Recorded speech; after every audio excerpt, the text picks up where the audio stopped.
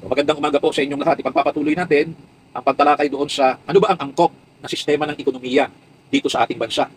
Gagaya ba tayo katulad sa komunistang China at Vietnam? Dapat ba ipagpatuloy natin ang paggaya sa sistemang kapitalismo ng Amerika na lubog sa utang sa China? Baka akala ninyo, pagkayaman-yaman ng US, mayaman po sa utang yan sa China. Nasa mahigit 3 trilyon kung hindi ako nagkakamali.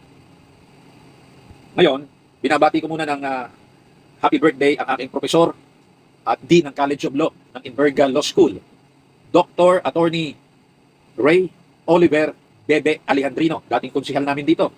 At naging professor ko, kung hindi ako nagkakamali at tanda ko pa many years ago, sa labor law. Yan yung naging professor ko eh. Taas ng grade ko dyan, 75. Tapos iniyayabang sa akin, yung grade daw ng anak ko, na abogada na, ay 98.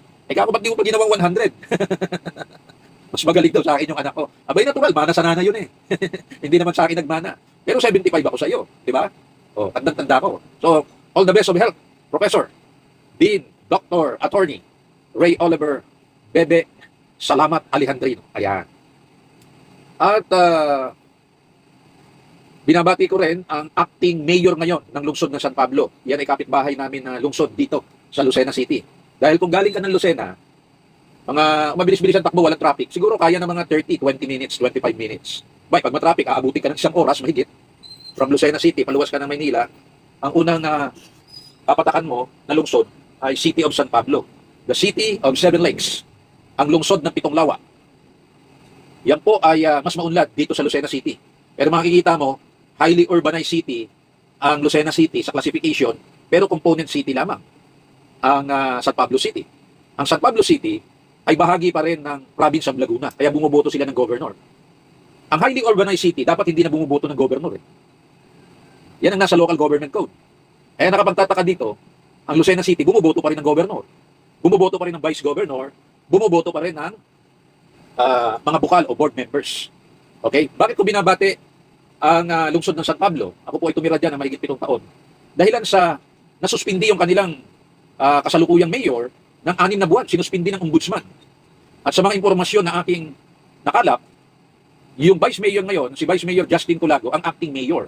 For 6 months maliban na makakuha sila ng temporary restraining order either sa Court of Appeals o kaya ay sa Supreme Court para ipatigil muna ang suspension order ng ombudsman. Nag-assume na kahapon ang opisina niya sa pagiging acting vice mayor, si Vice Mayor Justin Culago. Ang pinag-ugatan niyan, sa impormasyong nakalap ko sa mga taga San Pablo City, ang naunang nagsampa kasi ng kaso sa ombudsman, yung mayor na nasuspindi laban kay vice mayor na acting mayor ngayon. Pinakakasuhan niya ng graft and corruption dahilan sa ito daw ay naglagay ng isang job order employee o personnel na para yatang labag daw sa mga patakaran ng civil service at ng COA. Isang tauhan o JO, job order, ni Vice Mayor. Sinampahan ng kaso ni Mayor, suspended Mayor Naji Kapangada, si Vice Mayor. Dapat sana, maganda ang kanilang pagsasama, ay nauna yata itong si Mayor na nasuspindi. Walang nagawa si Vice Mayor, kundi magkaso din. Kinasuhan siya. Si Mayor, yung nasuspindi. Ang ikinaso sa kanya, nasa mahigit 10 daw pala na job order ang sumusweldo ng mahigit 100,000 a month. Kung 10 yan, sa loob ng 1 buwan, sumusweldo ng 1 milyon. At sa loob ng 10 buwan, sumusweldo yan ng 10 milyon. Yun ang isa sa naging basehan kung bakit sinuspindi ng ombudsman itong si Mayor Naji Kapangada. Ayon dun sa mga natanggap kong impormasyon. Ang isa pang basehan, lahat daw ng mga hepe dyan sa City of San Pablo, sa LGU nila, Local Government Unit, ipinloat lahat, inilagay sa floating status ni Mayor Naji. At naglagay ng mga tao na puro JO. Mali po yan eh. Labag na labag po yan sa batas. Unang-una, ang trabaho ng isang regular, permanent employee at mga hepe ng departamento, hindi mo pwedeng ipatrabaho sa isang JO.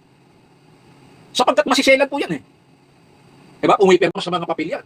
Umipirma sa mga kontrata yan. Umipirma yan sa mga payroll, sa mga vouchers. Ito naman pinapasadahan ko pa lamang. Sapagkat ang talagang paksain natin yung part 2. Ano ba ang mabuting sistema ng ekonomiya sa ating bansa na tinalakay natin kahapon? Yung kaibahan ng sistemang komunismo, state control, command economy sa kapitalismo, free market. Bala kayo sa buhay nyo. Gusto nyo magnegosyo, magnegosyo kayo. Kung ayaw nyo, bahala kayo. Magbukas kayo ngayon, magsara kayo bukas. Diba? Bagamat may negosyo din ang gobyerno. May mga korporasyon din ang gobyerno. May kapital din ang gobyerno. Of course, ang kapital ng gobyerno hindi galing sa kanilang bulsa o bulsa ng mga namumuno. Galing sa pera ng taong bayan, sa buwis. Maya natin tatalakayin yan. Eh mali po yung ginawa ni suspended mayor na Giga Pangada. Yung mga hepe ng departamento, pinagpo-floating mo. Ano gagawin ng mga yan? Sumusweldo yan, 100,000, buwan-buwan. Kasama mga allowances. Eh di ang gagawin ng mga yan, magpe-Facebook na lamang dyan, chat ng chat, chismis ng chismis, papasok, lalabas ng opisina. Biruin mong wastage of public funds yan. Alam nyo, yan ang hindi maganda sa isang elected public official. Kapag ikaw ay nanalo at dinatnan mo yung mga tauhan dyan na permanente, ang gagawin mo dyan, gimitingin mo. Kumbinsihin mo sila na makipag-cooperate sa'yo. Kasi hindi naman mga politiko yan eh. Bawal nga sa mga yan na namumulitika, di ba? Pag panahon ng kampanya. Kasi yung mga yan, career officials under the civil service law. Sino man ang mayor dyan, sino man ang politikong na-elect, mananatili sila dyan dahil may security of tenure. Pwede mo lamang suspindihin yan o tanggalin sa paraang sampahan mo ng kaso. Pero hindi yung basta ipo-floating mo. Eh di kang ipinload mo yan, walang gagawin yan. Nakatanga lang, pero sumusweldo. Maglalagay ka ngayon ng tao mo. Hindi mo naman pwedeng gawin permanente yung tao mo. Gagawin mo lamang in acting capacity, AJO, job order. Tatapatan mo ngayon yung sweldo noong permanente dahil pasusweldohin mo din yan eh. Yan dinala ng tao eh. Ganyan ang nangyari daw kay Mayor, suspended Mayor na Giga Pangada. So dalawang basihan ng ombudsman. Sinuspindi siya, hindi lang doon sa pagpo-floating niya sa mga hepe ng departamento, diyan sa City of San Pablo, sa LGU diyan, sa City Hall. Bukod doon, naglagay pa siya ng mga JO. Yun na nga yun, yung mga pinaglalagay niya. Tapos pinloating niya yung mga tao. Natural, sasama ang loob ng mga yun. Di ba? Eh, nakuha nila yung posisyon nila by merit. Inilagay mo naman yung sarili mong tao. Ano ba ang qualifications ng mga yan? Di ba? Alam ba ng mga yan yung mga trabaho? Eh, bali-balita, yan daw yung mga supporter ni Mayor Najib, financially, nung siya'y nangangampanya. Eh, mali po yan. Pag mayor ka na, yung mga nakapwesto dyan na permanenteng dinatnan mo, suyuin mo na maging kakampi. Kasi, nagtatrabaho lang naman yung mga tao eh. Yan ang isa sa kawalang hiyaan ng mga politiko na ayaw ko eh. Diba? Kung gusto mo maglagay ng tao, ay di maglagay ka ng mga tao doon sa mga bakanting pwesto. Hindi yung sisipain mo yung nakapwesto para lang mailagay ang tao mo. Kaya ano gagawin mo doon sa sinipa mo? Hindi mo naman basta-basta matatanggal yun. Isungusuweldo yun sa pera ng taong bayan na walang ginagawa. Nakikipagchismisan lang, text lang ng text, o kaya ay chat lang ng chat, Facebook lang ng Facebook. Hindi pinakikinabangan ng taong bayan. Ay anong tingin nyo yan? Di ba pamumulitika yan? Ewan ko.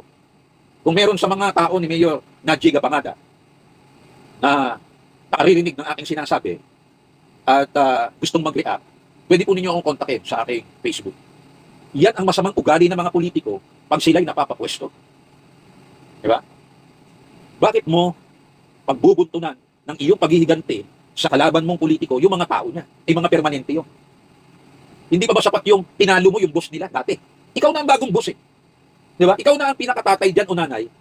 Ay yakapin mo na yan. Sabihin mo, oh, ito ang una nating meeting, ako na mayor. Alam niyo naman kung paano kayo nakisama sa dating mayor. Hindi ko maaalis doon yung katapatan niyo. Pinakamaganda, alang-alang sa ating lungsod o bayan o probinsya, makisama na kayo. Ganito, ganyan ang ating gagawin. Bibigyan ko kayo ng pagkakataon. Ngayon, kung makita ko na kayo hindi nakikipag-cooperate sa akin at may mga nilalabag kayong batas, huwag niyo akong sisihin. Wala tayong sisihan. Mapipilitan ako suspindihin kayo, pasuhan kayo. Pero kung gumagawa kayo ng trabaho lang ninyo, tuloy lang kayo dyan. Hindi ba ganyan ang attitude ni Vice President Sara Duterte nang dumating siya sa opisina ng Vice President? Gusto pa nga raw mag-resign ng mga dating tauhan ni Lenny. Pero ang sabi niya, stay lang kayo dyan. Wala namang problema, trabaho lang tayo eh. Diba? Ganun din dapat sa mga opisina ng gobyerno, local man o national. O pag nag-retire na, o kaya nagkaroon ng sakit, nagka-problema yung dating nakaupo, saka mo ngayon palitan ng tao mo. Pero i-floating mo, napakagago mo naman. Na opisyal ng gobyerno. Pinipersonal mo yung mga nakapwesto, wala namang kasalanan sa'yo. Eh kasi yan tumulong dati sa kalaban ko eh. Tapos na yun eh. Tinalo mo na yung dating boss nila eh. Ikaw na ang bagong boss. Diba? Yan yung sinasabing, be humble, be magnanimous in defeat, and be humble in victory. Or be humble in defeat, but be magnanimous in victory. Natalo ka, magpakumbaba ka, talagang ganyan ang buhay. Parang life, may nananalo, may natatalo. Pero pag nanalo ka, abay, ipakita mo yung kagandahang loob mo. Kahit doon sa natalo mo, at sa mga dati niyang tao, sabihin mo, tapos na ang politika. Tapos na ang labanan. Kampanyahan lamang yan, kapalitan ng salita na hindi magaganda, sama ng loob, magsama-sama na tayo, magtrabaho na tayo. Alang-alang sa mga tagalungsod ng Lucena, sa mga tagalalawigan ng Quezon, sa mga tagalungsod ng San Pablo. Ganon dapat ang kukote ng isang politiko. Hindi, wala namang kalaban-laban sa iyo yung mga empleyado ro, pag-iinitan mo. Diba? Yun ang problema sa ating mga politiko. Kahit sa national, marami yan. Diba? Gusto nilang isaksak yung kanilang tao, hahanapan nila ng butas at gagawa ng paraan na matanggal yung kasalukuyang nakapwesto. Okay, iwanan natin sandali yan. Magtungo po tayo dito sa aking tinatalakay kahapon. Ako, hindi pa ako tumatalakay ng mga issue panlokal ha, dito sa Lucena at sa lalawigan ng Quezon. Darating po tayo dyan. Ang ating programa ay tinutuon muna natin sa pagbibigay ng edukasyon, ng abot ng ating makakaya at kaalaman para matuto ang ating mga kababayan. Lalong-lalo na sa kasalukuyang mga pangyayari. Lagi na lamang tayo nakatuon sa politika. Hindi natin sinasabing masama ang politika. Ang masama at marumi yung politiko. Pero ang politika, nung unang panahon pa po yan, may politika na eh. Ang ibig sabihin ng politika ay mabuting pamamahala at pagpapatakbo sa gobyerno. Yan ang ibig sabihin po ng politika. Politics is the science and the art of running the affairs of the government. Ang siyensya, knowledge, kaalaman, at art, sining ng pagpapatakbo, pamamahala sa gobyerno. Yan ang politika. Kaya walang masama. Masama ba na pamahalaan mo ang gobyerno? Hindi. Masama ba na magaling ka? May art ka? Artistic ka sa pagdadala ng gobyerno? Hindi. Masama ba na may alam ka, may knowledge ka, may science ka sa pamamahala, sa pagpapatakbo ng gobyerno? Kurso nga yan eh. Di ba merong masters in public governance? Meron pa nga doctoral eh. Yung iba nga sa abroad pa nagpapakadalubhasa. Public governance and administration. Kurso po yan eh. Kung yan ay masama, bakit pa pinag-aaralan yan? Di ba? Eh hindi pala masama ang politika. Eh alin po ang masama? Bakit tayo nagkakahetot-hetot sa ating bansa? Ang masama, yung politiko. Masama bang mamulitika? Abay, paano mo aalisin ang politika sa politiko? Kaya nga may politiko dahil sa politika eh. At ang politika ay nangangailangan ng politiko. Di ba? Kasi ang politika, pamamahala sa gobyerno. Eh sino ba mamamahala sa gobyerno? Eh di yung politiko. Kasi hindi naman lahat ng tao, 100 milyong Pilipino, mahigit, sasaksak mo sa gobyerno, lalagyan mo ng pwesto. Eh kung lahat ay nasa gobyerno at namamahala at empleyado, sino pa ang pinamamahalaan? Eh di wala na. Kaya nga ang sistema ng ating gobyerno, Republican. Ano ba ibig sabihin ng Republican?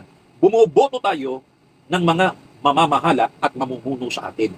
Bumoboto tayo ng mga kawatan, ng mga kinatawan. Hindi pala kawatan. Yun ang ibinoboto natin. Kinatawan. Kaya yung mga namumuno na yan, ano man ang taas hanggang ibabang posisyon, kinatawan lang natin. Ano ibig sabihin ng kinatawan? O Republican democracy. Sila ang kakatawan sa atin. Kung ano ang gusto nating mangyari, yun dapat ang kanilang gagawin. Para bang, ako ang principal, ikaw lang ang agent ko. Kung baga sa nagbebenta ng lupa. O eto titulo, ibenta mo yung lupa ko. Ganito presyo, ganito bayaran. Kung ano pinag-usapan nyo, ikaw na ahente, susundin mo. Dahil kinatawan ka lamang, agent ka lang. Ang principal mo ako may-ari ng lupa eh. Pinabibenta ko sa iyo ng 1 milyon, ibebenta mo naman ng bagsak presyo, 100,000 lang. Siyempre hindi ako papayag. Hindi naman yan ang aking iniutos sa iyo eh. Kinatawan lang kita, agent lang kita. Hindi ba Kuyang Edwin Angara from Perth, Western Australia? Are you related with the current DepEd Secretary? I'm telling you frankly, I don't like him. Hindi ko gusto ang DepEd Secretary ngayon, Sani Angara. But would you believe, when he ran for Senator, first time, ako ang unang nag-interview ng media niya dito sa Lucena City, kay Sunny Boy Angara. Hindi nga ako pinakapin yan. At ni 5, wala akong tinanggap yan. Pero in-interview ko yan. Ipinlay ko pa sa programa ko, sa radyo noon. Pero mula na maging senador yan, hanggang ngayon naging DepEd Secretary, ang tingin ko dyan inutil eh, walang kwenta. Patawarin ako pero diretsahan ko sasabihin, hanggang yan ang Secretary of Education, patuloy na magiging corrupt at mahihina ang ulo ng ating mga estudyanteng Pilipino. Di ba sinasabi yan sa flood control? Last year, 2025, ang daming barilan na nangyari sa mga eskwelahan. Anong ginawa niyan? Nagpaliwalag ng konti sa media na nahimik na.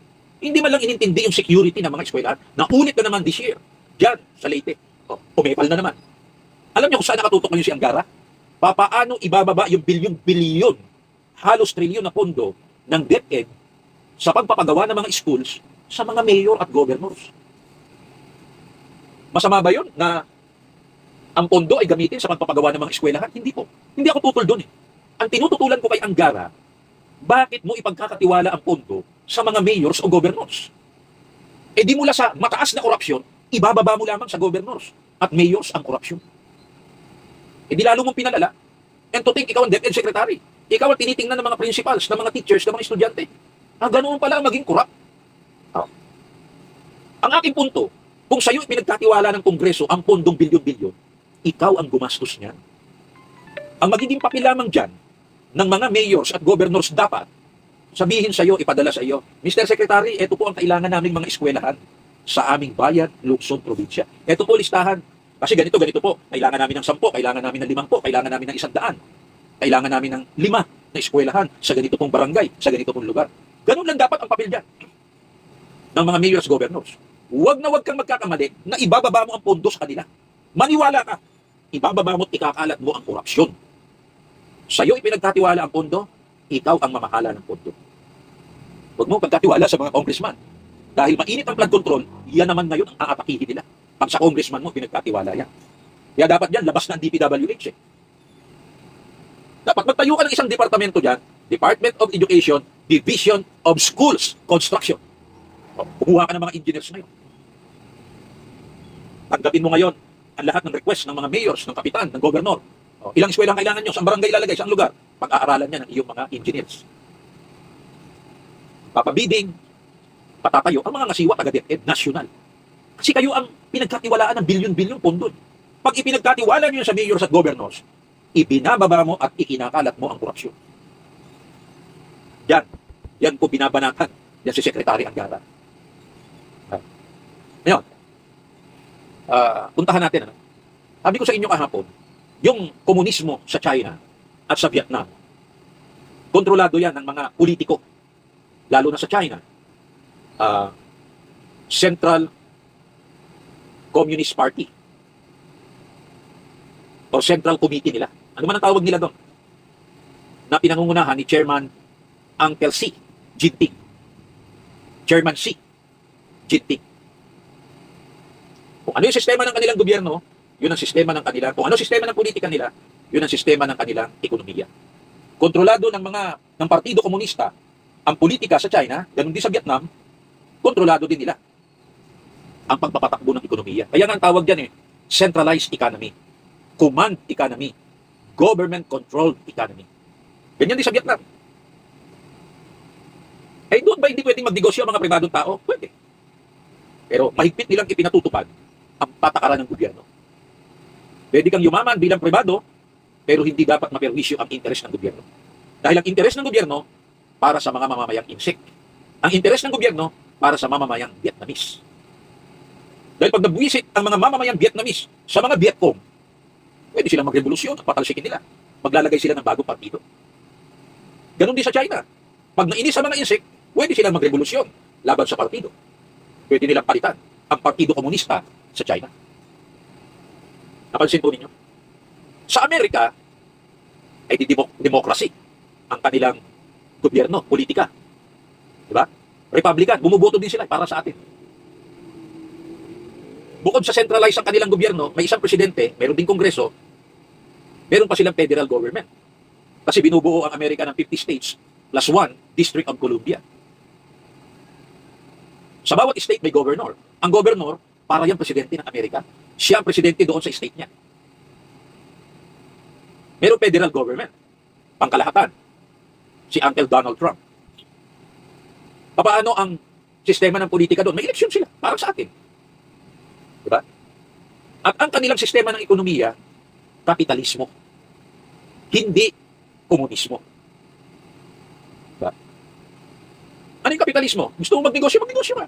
Gusto mo ganitong negosyo, bahala ka sa buhay mo. Hindi pinakikialaman yun ng gobyerno. Habang sumusunod, of course may mga batas na sinusunod sa negosyo. Babayad ka ng buwis, ng tax. Diba? Sa China, sa Vietnam, kontrolado ng gobyerno ang tax. Kasi sila din na may kontrol ng negosyo. Sa demokrasya, sa kapitalismo,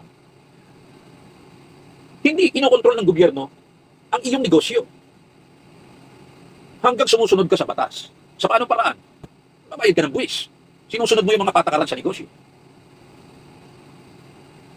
Pero kahit ganyan na kapitalismo at malaya ang pribadong tao at mga negosyante at mayayaman sa Amerika na magnegosyo, mayroong mga negosyong napaka-critical na pag-aari ng mga pribadong negosyante sa Amerika pero kontrolado ng government ng Amerika.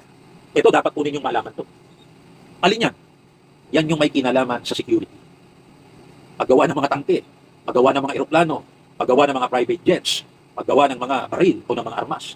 May mga pribadong kumpanya. Ibig sabihin pribado, ang nangangapital ay pribadong mga negosyante. Kasama na diyan yung technology. Pero meron pong sosyo ang gobyerno. At hindi lang mayroong sosyo ang gobyerno, kontrolado ng gobyerno. Kaya pag hinanap mo ang malalaking supplier ng gobyerno ng mga armas, makikita mo ang interest dyan ng gobyerno ng Amerika. Bakit? Critical kasi ang negosyo ng military sa gobyerno ng Amerika. Dahil tandaan ninyo, ang gobyerno ng Amerika ay nananatiling malakas dahil sa militar nito. At kaya nila pinalalakas ang militar para suportahan ang kanilang ekonomiya. Magkano yan? Magkabuhol yan. Gusto ng Amerika, lumaganap ang kanilang ekonomiya sa iba't ibang bansa, pero nasa likod lagi niyan ang malakas nilang militar. Pagka mga negosyo nila humihina, gumagawa ng paraan ng militar nila para guluhin yung bansang yon. One example, yung kay Maduro sa Venezuela. Hindi ba malakas ang negosyo dyan ng langis? Noon ang may control dyan ng langis, mga negosyanteng Amerikano. Pero nang maging presidente dyan sina Chavez, sina Noriega, si Chavez, pagkatapos si Maduro, na very popular sa mga tao, humihina dyan ang kontrol ng negosyo ng langis ng mga Amerikano. Kasi ginawa dyan ni na Noriega, Chavez at maging ni na Maduro, mga batang Amerikano yan, ha? Ginawa nilang state control ang negosyo ng langis. Sa South America, ang Venezuela ang isa sa pinakamayaman na bansa sa langis. Ay ang langis, very critical yan sa negosyo ng Amerika. At very critical ang langis sa military ng Amerika. Ay humihina ang kanilang control sa negosyo ng langis sa Venezuela. Dahil ang ginawa nila Noriega, Chavez at Maduro, mga naging presidente, ginawa nilang kontrolado ng Venezuelan government yan. Nagalit ang mga Amerikano. Ang ginawa nila, dinurog nila si Noriega. Ganon din ang ginawa nila kay Chavez, kinudita pa nila yan. Kung mababasa niyo yung isang libro na pinamagatang The Scorpion, tumutukoy doon sa sinulat ng isang journalist yun. Meron akong ganun libro. Inaabot ako ng madaling araw pagka binabasa ko dahil lang sa napakasarap basahin Kinudita nila si Chavez, pero nakabuelta si Chavez dahil sa tulong ng kanyang mga supporters. Nung mamatay si Chavez, pinili niya si Maduro. Noong una maganda ang samahan ng US at ni Maduro Ay nung magdeklara si Maduro na ang sabi niya, kukontrolin na mula ngayon ng gobyerno ng Venezuela ang oil industry. Nagalit ang Amerika. Ayan, nilusob siya. Ganyan ang ginagawa ng Amerika. Demokrasya yan. Kapitalismo yan. Di ba? Free economy, free market. Bahala ka sa buhay mo. Magnegosyo ka, magsara ka, bahala ka. Ano man ang negosyo ba, basta hindi legal sa batas. Basta hindi illegal sa batas. Go. Yumaman ka, sige. Pero pagka mga negosyo may kinalaman sa military ng Amerika, pinakikialaman nila yan. At pag humihina ang ekonomiya ng Amerika, isa lang solusyon nila dyan, gyera. Gagawa sila ng gyera. Para sa ganoon, lumakas ang kanilang ekonomiya. Bakit? Para sa Amerika, war is business. And business is war. Ang gyera ay negosyo. At ang negosyo ay gyera. Talaga naman ang negosyo, gyera. Bakit? May kakumpetensya ka, may kalaban ka. Kaya pag nagbasa ka ng mga libro sa business management, makikita mo, ina-apply dyan si Sun Tzu. Ina-apply ang mga war strategies. Ina-apply dyan ang mga war techniques. Bakit? Pag negosyante ka, nakikipagkumpetensya ka Nakikipag-agawan ka sa customers. Paano mo aagawin ng customer doon sa kalaban mo? Diba? Yan ang negosyo Kung kinakailangan siraan mo yung brand niya. Pag hindi mo siya matalo sa isang parehas na kompetensya, gumagawa ka ng mga pailalim. Ganyan po karumi ang negosyo. Kung kinakailangan agawin mo. O di ba ganyan ginagawa ng Jollibee? Naagawan siya ng Chowking, binili niya ang Chowking. Naagawan siya ng Mang Inasal, binili niya ang Mang Inasal. Kaya diyan lahat, under na ng Jollibee. Wala na siya masyadong kakumpetensya. O of course, hindi niya kaya bilhin ng McDo. Dahil ang McDo, US business yan. Mga franchise, local franchise lang narito. Diba? Bakit? Ang negosyo, gyera po yan. Kaya pag magbabasa ka ng mga libro sa business management, Naka-embed po dyan ang mga taktika ng pakikipaggera o pakikipaglaban. In the same manner, pag nagbasa ka ng mga libro tungkol sa gera, makikita mo ang mga elemento ng isang negosyo. Bakit? Kasi business is war.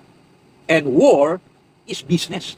Bakit ang gera ay negosyo? Natural, nagbebenta ka ng mga bala, kanyon, missiles, bomba. Di ba?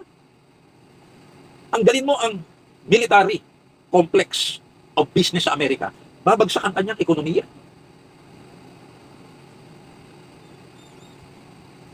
Kaya pag tiningnan mo ang pamamaraan ng bansang Israel, Israel is a democratic country. Yan ay mixture ng French at saka ng US. Ang US mayroong presidente, ang Israel meron. Ang US may Congress, mayroong parliamentary, ang Israel. Pero meron ng Israel na wala sa US. Sa US, wala silang prime minister. Pero sa Israel meron. Prime Minister Uncle Benjamin Bibi Netanyahu. Siya ang prime minister. Yung Congress sa kanila, yun yung parliamentary. Parliament. Presidential parliamentary form of government. Yan ang Israel. May presidente sila, meron silang prime minister. Yung presidente dyan, parang figurehead lang. Parang queen or king of Great Britain. Ang Great Britain, o ang England, London, Northern Ireland, wala silang presidente, pero meron silang prime minister. Meron din silang parliament, pero wala silang presidente. Ang US, merong president, meron silang congress, katupas ng parliament, parang sa ating bansa, pero wala silang prime minister. Ha? Ang Israel, mix. May presidente sila, may prime minister, ang kongreso nila, yan yung parliament. Ang presidente ng Israel, figurehead lang yan. Tagakat ng ribbon, pumapasyal-pasyal sa ibang bansa for diplomat or for diplomacy, pero ang talagang executive sa kanila, unang mumuno, prime minister. Ganyan din sa Great Britain. Pero wala silang presidente. Ang kanilang pinaka-figurehead doon, nagtakat ng ribbon, pa-attend ng mga sosyalan, ay si King Charles. Dati si Queen Elizabeth II. Pero ang kanilang pinaka-chief executive doon, prime minister sa Great Britain. Ganyan din sa Israel. Sa Israel nga lamang, wala silang king or queen. Meron silang presidente. Demokrasya, pare-parehong demokrasya. Sa bansa naman natin, wala tayong parliament. Diba? Noong panahon ni President Marcos Sr. meron. Kasi ang model ng ating gobyerno, parang French mix. Kasi sa France, meron silang presidente. Meron din silang parliament. Okay? Sa ating bansa, wala tayong prime minister. Ang chief executive natin, presidente. Wala tayong parliament, pero meron tayong kongreso. House of Crocs, Kamara de Buaya, at saka Senatons. Yan ang ating politika. Huwag na natin pag-usapan yung justice system. Lahat ng bansa meron yan. Meron silang chief justice. Meron silang mga korte. Kasi ang mga korte naman, hindi naman political branch yan. They are supposed to be neutral. Ang political branches lamang sa isang gobyerno, legislative at saka executive. Ngayon ang Israel, ang kanilang sistema ng ekonomiya, capitalism. Katulad din ng US. Katulad din natin. Pero ang Israel kakaiba. Kahit sinong foreigner pwede magnegosyo dyan. Kaya tingnan nyo yung mga malalaking negosyo sa Amerika. Intel, Microsoft, nandyan sa Israel. McDonald's, Coca-Cola. Basta malalaking negosyo nandyan sa Israel. Open yan pagdating sa kapitalismo o negosyo. Pero katulad ng Amerika, ang Israel ay mayroon pong mga critical na negosyo na kontrolado din niya. At hindi niya binibigay sa private. Alam niyo kung ano? Military. Pagdating sa military, maging sa technology, mahigpit ang kontrol din ng Israel. Bakit? Sapagkat ang survival ng Israel bilang isang state, bansa o estado, nakadepende sa kanyang military. Pag tinignan po ninyo sa mapa, ang Israel po maliit lang yan. At pag tinignan nyo, nasa gitna siya ng mga kalaban niya. Sa north, nandiyan yung mga Hezbollah. Nandiyan yung Lebanon. Sa ibaba, sa south, nandiyan yung mga Palestinians. Yan yung Gaza. Maging sa west. Sa parting west niya, Mediterranean Sea. Pagdating doon sa upper north, or northeast, nandiyan yung Iran, nandiyan yung Lebanon. Nandiyan yung Jordan. Of course, ang Jordan, kakampi niya na ngayon yan. Kalyado niya na. Sa parting ibaba pa, nandiyan ang Egypt. Dati niya rin kalaban niya, pero kaibigan niya na. Ang talagang mga buwisit dyan sa Israel, yung Lebanon, yung Iran, yung Iraq. Napakaliit lang yan ng bansang Israel. Sinasabing mas malaki pa ang state of New Jersey. Mas malaki pa ang Singapore sa Israel. Ang laki ng Singapore, more or less 10 times ng city of Lucena. Ibig sabihin, mas malaki pa ang Singapore sa Lucena. Eh, ano ba Lucena City? Eh, bahagi lang ito ng 40 towns and 2 cities. 41 towns and 2 cities ng province of Quezon. Eh, 10 times mo ang Lucena, yan ang Singapore. Pero mas maliit yan ang Israel.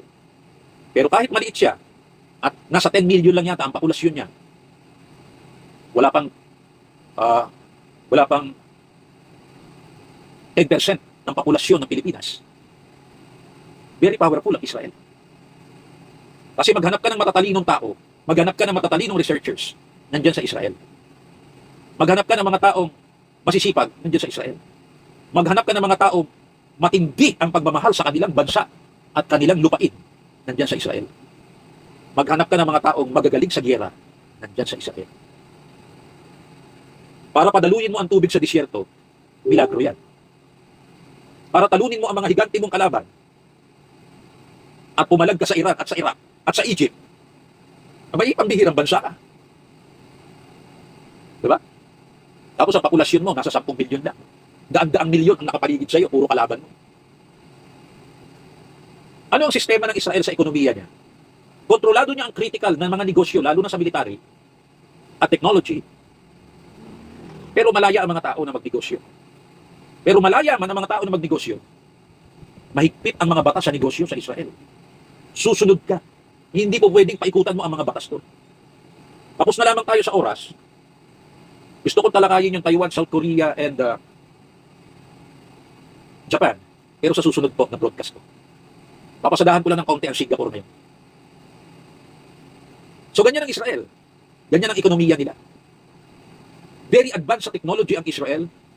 At humanap ka na mahuhusay na researchers, masisipag na tao, masisipag na kabataan, advanced ang education, at dedikasyon ng gobyerno para punduhan ang research, ang edukasyon ng kanilang kabataan, tulungan ang negosyo ng mga nagsisimulang negosyante.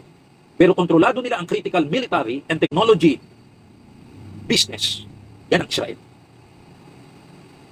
At diyan sa Israel, na nagsimula bilang state noong 1948, 20 years later, diyan natuto ang Singapore. Sapagkat ang military at depensa ng Singapore, natutuhan niya sa Israel. Ang Singapore, maliit lang po yan. Para po yan isang lungsod lang. 10 times mo lamang ang Lucena sa area. Ang Israel, wala pong natural resources yan, nakatulad ng singyaman ng Pilipinas. Wala po. Ang Israel, wala po. Ganyan din lalo ang Singapore. Wala nang mainumang tubig ang Singapore. Di ba ganyan din ang problema ng Israel? Noong mga una. Pero ngayon, nakagawa na ng paraan ng Israel. Tubig mula sa dagat, nagagawa niya ng mainom ngayon. Gamit ang tilapia. Nakapagpapatubo na siya ng mga puno at halamang namumunga o pananim sa disyerto. Ginaya yan ng Saudi Arabia. Ginagawa na ngayon sa China. Itinuturo nila yan sa Africa. Ganyan ang Israel. At mula sa kanilang mga bundok at kalaliman ng lupa, natutuklasan nila ngayon through technology na yung dating bansa nilang walang kayamanan, mayaman pala pagka hinalukay nila sa ilalim ng lupa. Alam niyo kung anong guide ng Israel dyan? Pag sila'y nagre-research, yung kanilang Old Testament. Hindi siguro kayo maniniwala, no? Yung Old Testament nila, yung mga sinabi ng Diyos sa kanila noon, yan ang kanilang nire-research. Kaya natutuklasan nila ang mga nakatagong kayamanan sa ilalim ng lupa ng Israel. Sa ibabaw, wala kang pakikinabangan. Pero pagka kanilang nire-research ang Old Testament, na sinabi ng Diyos, dadalhin ko kayo sa isang lupain na binubukalan ng pulot at gatas by modern technology. Na i-research yan, natutuklasan ng Israel. Maaaring pagtawanan ng ibang sinasabi ko. Kasi hindi nyo nababasa. Pero yun ang nababasa ko. Diba? At yung mga sinishare ko sa inyo ngayon, hindi nyo maririnig yan sa national media, sa mainstream media, radio, TV.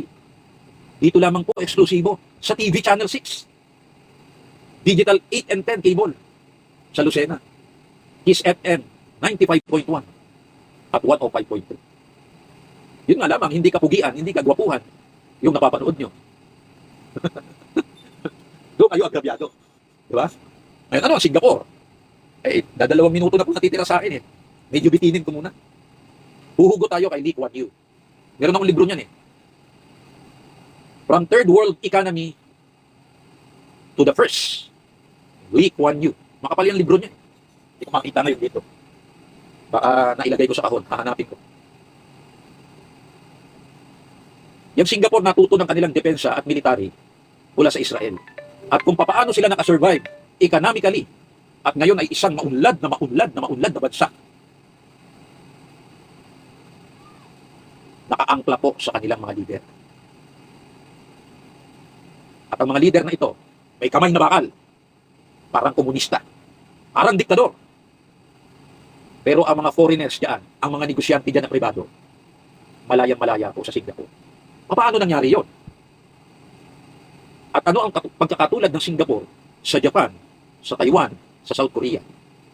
Saka natin iahambing ang Pilipinas. Bakit mula nang matapos ang Second World War, 1945, and 35, 25, 60 years later,